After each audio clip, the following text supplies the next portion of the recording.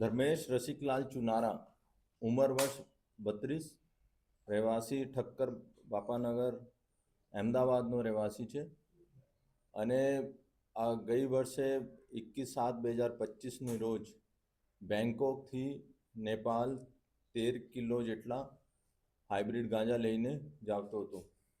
ત્યારે ત્યાં એરપોર્ટ પર નેપાલ ઓથોરિટીઝ એનું ગાંજા સાથે પકડ્યા હતા અને ત્યાંની જેલમાં એનો મૂકવામાં આવ્યો હતો. પછી જો નેપાળમાં જે આંદોલન ચાલ્યું ત્યારે આ જેલ તોડીને પરત ભારત આવ્યો અને નેપાલ ઓથોરિટીઝ અમારી જો બીજી સેન્ટ્રલ એજન્સી છે એના મારફતે એક લિસ્ટ પણ મોકલી હતી અને એવી પણ માહિતી હતી કે આ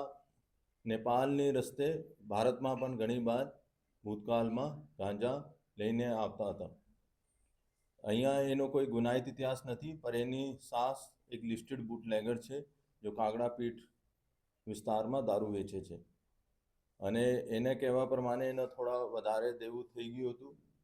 એનું પૈસા જોતા હતા, એના કારણે આ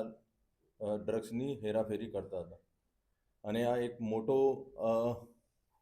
મેસેજ છે. ચાહે કોઈ ઇન્ટરનેશનલ ડ્રગ્સ સાથે સંકળાયેલા હોય, રેકેટ સાથે હોય, તો ડિપ્ટી સીએમ સાહેબની જો નો ડ્રગ્સની અભિયાન છે ઇન ગુજરાત એના અંદર અને સીપી સાહેબ ડીજી સાહેબની સૂચનાથી અમારા ડીસીપી એસઓજી શ્રી રાહુલ ત્રિપાઠીજીની ડાયરેક્ટ સુપરવિઝનમાં એની ટીમ પીઆઈ શ્રી ઉનડકડ અને પીબી દેસાઈ પીએસઆઈ એની બધી ટીમે કાલે લેટ નાઇટ એનો પકડવામાં સફળતા મળી છે અને આજે એનો સેન્ટ્રલ એજન્સીનો સોંપવાની કામગીરી કરવામાં આવશે.